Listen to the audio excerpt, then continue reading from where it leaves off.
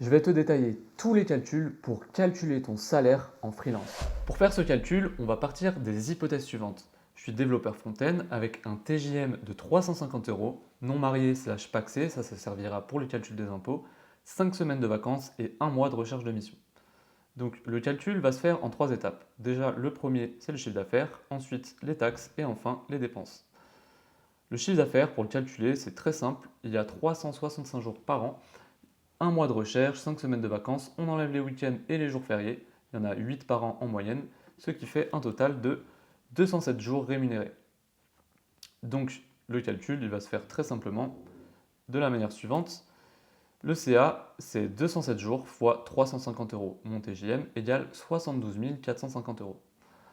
Maintenant, si on passe au calcul des taxes, on va en fait devoir calculer le salaire, l'hypothèse de salaire pour ensuite calculer les impôts, etc. Donc déjà, les cotisations URSSAF, elles s'élèvent à 24,6% et ça va changer au fur et à mesure puisqu'ils sont en train de changer ces taux-là. Donc c'est le taux actuel qui est valable en janvier 2025. Donc on a les 72 450 euros moins 17 822 euros, donc ça c'est les 24,6% de cotisation URSSAF, ce qui donne 54 627 euros. Donc ensuite, les impôts sans le versement libératoire, je le précise, le versement libératoire, c'est un avantage fiscal qui peut durer jusqu'à 2 ans et tant qu'on ne dépasse pas certains seuils, et notamment ces seuils-là, c'est environ 25 000 euros de revenus sur la fiche d'impôt. Donc ça, c'est en fonction des personnes, et pour englober le maximum de personnes, je ne vais pas partir de ce principe-là, donc on va rester sans le versement libératoire. Donc en fait, on va payer des impôts normaux. Alors, pour les impôts sans versement libératoire, le calcul, il est particulier parce qu'en fait, on doit partir du principe qu'on prend le chiffre d'affaires et on ne va pas payer des impôts sur le chiffre d'affaires, mais sur le salaire. Donc, c'est ce qui est perçu comme le salaire par l'État. Et pour ça, il suffit d'enlever 34% d'abattement. Donc, dans ces 34%, ils partent du principe qu'il y a les cotisations URSSAF et enfin les dépenses. Et voilà. Donc, on enlève ces 34% d'abattement et ça, c'est ce qui est considéré comme le salaire si on était en CDI. Et sur ce salaire, on va payer les impôts. Et donc là, les impôts, c'est un calcul encore par tranche de revenus.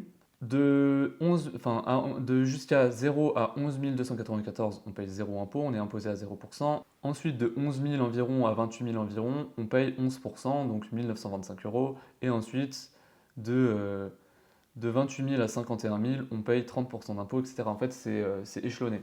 Donc, au total, on finit par payer 7 631 euros d'impôts. Ce qui fait que si on enlève, il ne faut pas reprendre ce chiffre-là, mais bien ce chiffre-là, qui est l'argent qui nous reste après l'URSSAF, ça fait 54 000 euros environ, moins 7 631 euros d'impôts. Ce qui fait 46 996 euros par an. Ça, c'est sans les dépenses, c'est ce qui nous reste dans la poche avant les dépenses, pardon.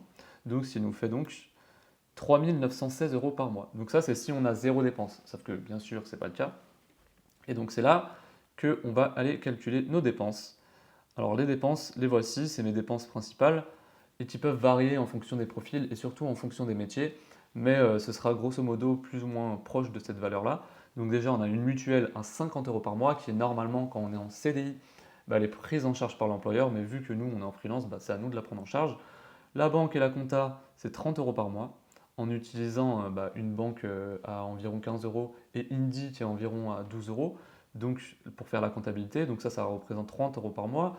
L'assurance professionnelle qui, si on fait une erreur chez un client, ça évite qu'on soit fautif entre guillemets et l'assurance prend en charge ce genre d'erreur. Et si par exemple j'efface des données sensibles, ce qui fait que derrière ça coûte 10 000 euros à l'entreprise, les 10 000 euros, au lieu que ce soit moi qui les paye, c'est l'assurance qui les paye. Donc à voir si ça peut être pertinent dans ton utilisation, dans ton cas. Moi je préfère en prendre une. On a également la retraite complémentaire parce qu'on ne cotise pas à la même hauteur qu'un CDI. Donc si on veut avoir le même la même retraite que si on était en CDI, il faut compléter. Donc ça dépend. Là, j'ai mis 300 euros par mois puisque ça représente ce qu'il faut compléter pour un TGM à 350 euros. Mais bien sûr, c'est adapté en fonction de son TGM. Et enfin, les outils, donc la prospection, la création de contenu, les serveurs, etc. Tout ça me coûte environ 200 euros par mois. Et je me forme. Alors, je ne me forme pas à 100 euros par mois, mais je me forme j'achète par exemple une formation à 1000 euros par an, et bah, ça représente environ 100 euros par mois. Et donc enfin, le salaire final après avoir tout enlevé, ça correspond à une tranche de entre 3000 et 3700 euros par mois. N'hésite pas si tu as des remarques ou des questions sur les détails. Si jamais tu as envie d'en savoir vraiment plus en détail, je pourrais te répondre en commentaire.